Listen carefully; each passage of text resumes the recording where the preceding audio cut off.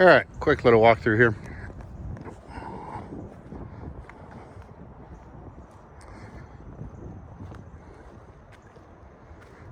Lovely fall day out today.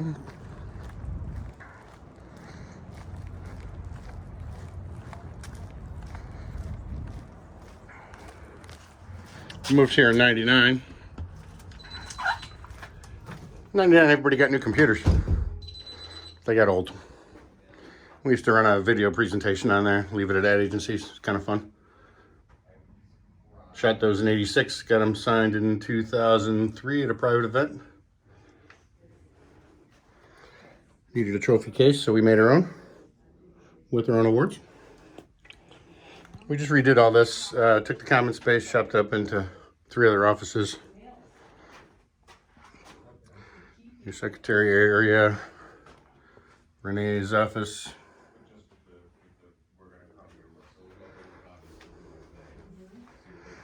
This will turn into Dan's office and Carol's office. My office with half the stuff that was out in this room. Padded room you've seen. Of course, a cage and a cricket bat, that's essential. Prototype Sundog light, Sundog 1-pager. Stabilization gimbals that I'm not using.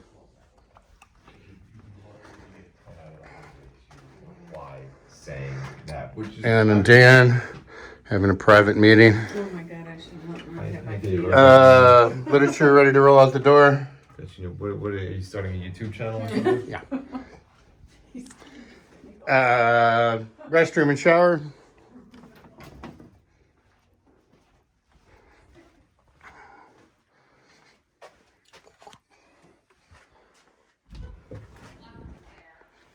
Utility room.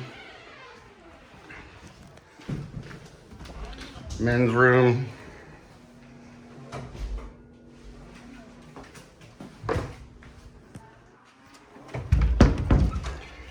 Ladies' room.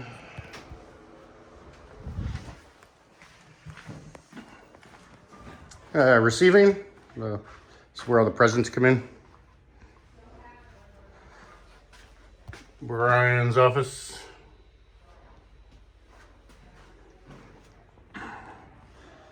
Got, go upstairs here in a second. Another utility corridor. Lots of strobes, tons of accessories. So we've got a turntable controller and motor set up back here so they can go straight into 220. And any of the new turntable software comes through here first and gets tested.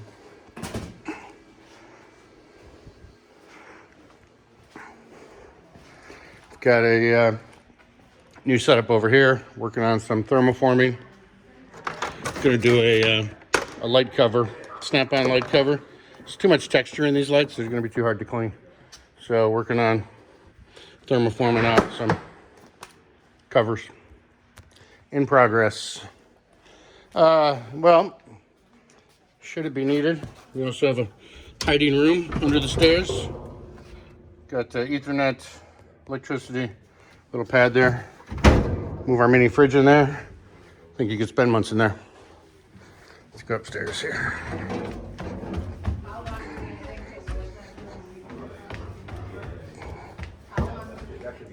This is where the aquarium goes. 20 years ago, nobody stepped up to ever take control of it, so it never happened.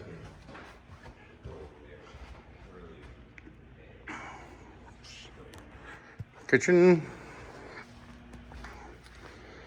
This is the shipping area where Brian gets everything labeled up, organized and out the door.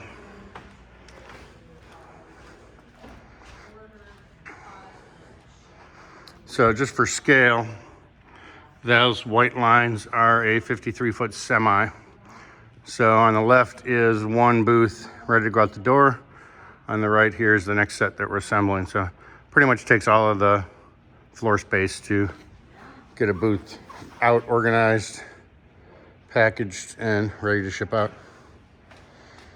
That is our Hero car that we use for all light testing.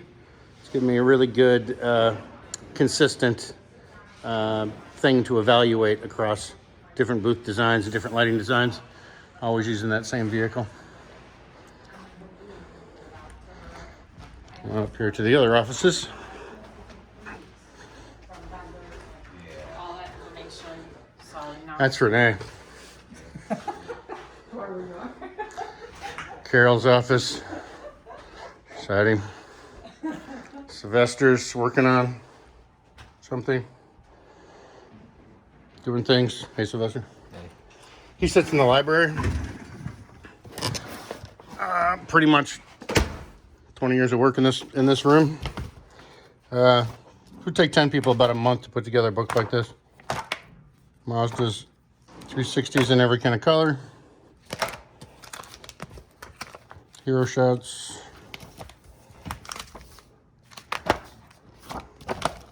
Cutaways, that kind of thing. Regular car catalog stuff. Test server. When Jacob's here, he sits there. Mostly programs from home. Electronics prep. Jim's desk. Electronics prep guides. Storage of parts. Moving into the dog pound. Dan, who was down in Ann's office down there. Bruce is over here. Hello. Construction manager working on something domish. Lower desks. Lower desks. Charlie doesn't seem to be in yet, but Charlie's office, prototype camera box. Prototype of a reduced size horizon wall for the show. Have to test that, make sure we're not getting any kind of clipping. Let's go downstairs.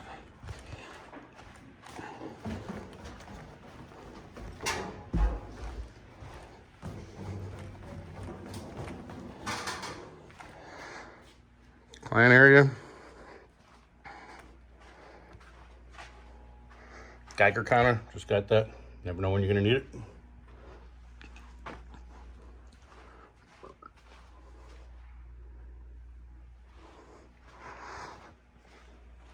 All right, new water fountain. We're all very excited about that. DMX testing, looks like a module prototype. The original camera box prototype, it got a lot smaller.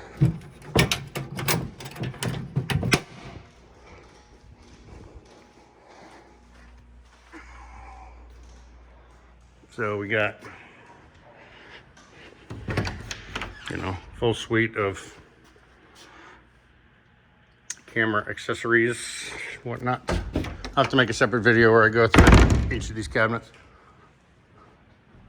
That's just too much stuff. My original light box, 10 by 40, 24 heads, everything remote controlled from the ground, XY crane, light grid up there that we're about to start doing some testing with. Okay, so one of the reasons you have to lay these out is they get palletized in a very, very, very specific order, but they get cut in the order that fits best on sheets. And the other reason you need to lay it out is every once in a while, they miscalculate the bit thickness, and that will never go together. So there's 140 some pieces that get rejected, and they're picking up to recorrect those. So this whole set would have already been placed down on what we call Big Bertha. It's the heaviest pallet, and it gets pounded together, and then 3 layers deep get glued and screwed. So it takes all that to make one set of bases, which will eventually look like that stack right there. Yep, there's my camera array that's come back from shipping. So that simple pallet is 60 cameras, tons of electronics, 18 computers, everything you need to run a large camera array fits in there. Everything else you need for it is standard grip items that we just rent wherever we go. Like, standard studio grip. Studio grip's kind of the hidden cost of setting a studio up. You have it for 20 years, but you need a lot of stuff. Old turntable controller and light box controller. So basically, although the box was strobes, we had everything on analog sliders. It's a rig actually that we were using for dent and scratch testing. This one's got 15 little light sources on it for rake lighting at different angles. A couple of photo shell prototype door pieces. Come around this way. This is Brian. Brian's strapping. Actually, before I come back over here. What's up, Brian? So one of the most important things while you're doing this is everything's got to be accounted for, obviously, but there's also a deck of stack cards, so assistants, other people can come in and help, because that's going to be packed exactly like that. And that all references back to a master book. This is kind of where the rest of the shipping happens. Pallets of glue. That's a 20 by 30 scrim. That's what's going to go off of that grid here in a couple days. But you can see, like, this is just bolts. So as those pallets get packed, there's lists, and you pull so many bolts, start boxing stuff up. Well, studio stand is pretty awesome. 18 feet high, floats off the ground, but then locks down. You can slide that arm up and down 18 feet, and the whole thing travels on the crane rail in and out 120 feet. Used to be centered on the turntable over here, which we don't have anymore.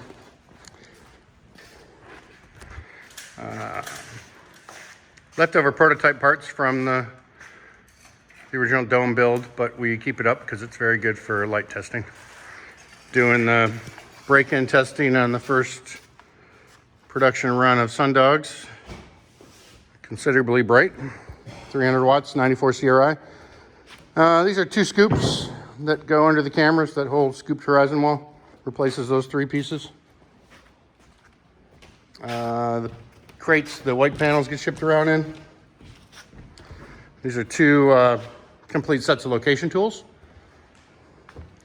This is what all the CNC stuff comes on. And so I gotta be all that's gotta happen. Usually takes a couple people. Here, I'll pop out here. This is a dock ramp. It's portable. You pull it around, put it at the back of the truck.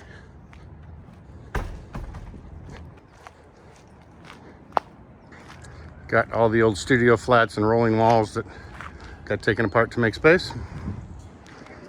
Our OVAD ProMaster van, extended and tall. These are Carvana specific storage containers. There's at least 2 turntables in there. I think there's one over here as well. Never on a parking lot, because as soon as you do, everybody you know has something they want to put in it. The original OVAD equipment trailer. Some other rolling walls. Those were shoot-throughs for front ends of vehicles. Extra truck engine. I think these were actually the original. Well, those are prototype shell parts, but I think this base is actually the mold for the roundhouse cove ceiling. It's been cleaned up a couple times this year, but it just goes nuts after it rains. A couple of semis back here for storage. They're both empty at the moment. This is a 10-car garage that we needed when we were doing automobiles, and we'd get 9 or so delivered, and you couldn't leave them outside because they're prototypes usually.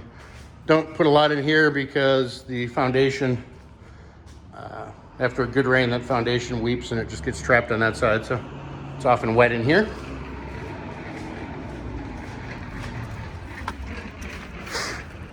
Another trailer wedged in over there.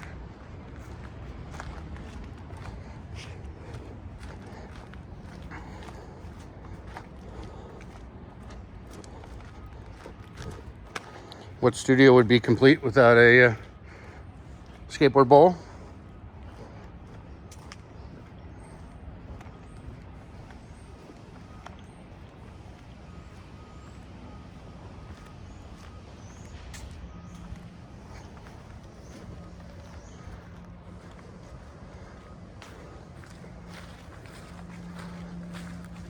Got my Hogan's Heroes doghouse out here. There's no dog, there's just a sump pump discharge hidden from the city. Fond of that.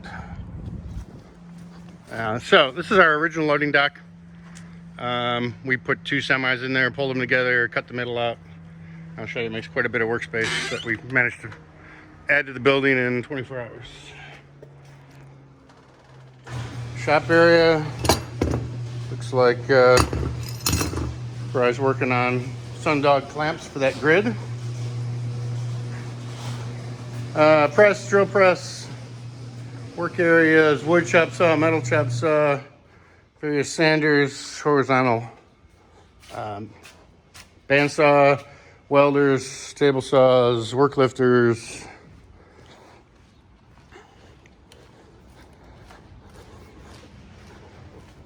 So this is where that shop used to be. It used to be smaller and was kind of all tucked down this semi.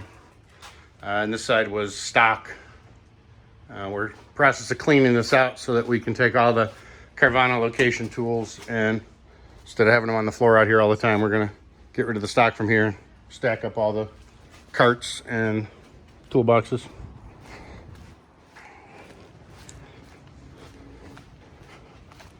Got some epoxy testing on various surfaces. Drive the high-low over those all day. They don't all work as well. That one's not sticking at all. Anything else, Brian?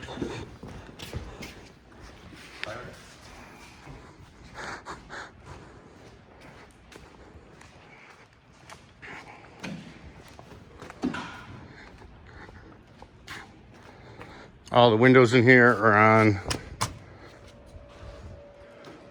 roll shutters.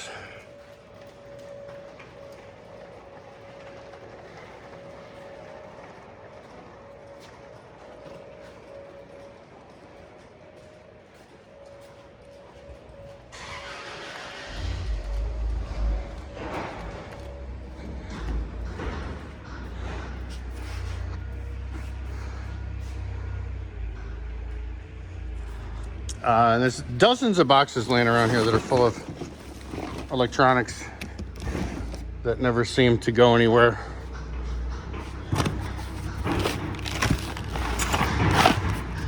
Virtually any horizontal space has some box of electronics on it. I think that covers it. Dent and scratch grid testing.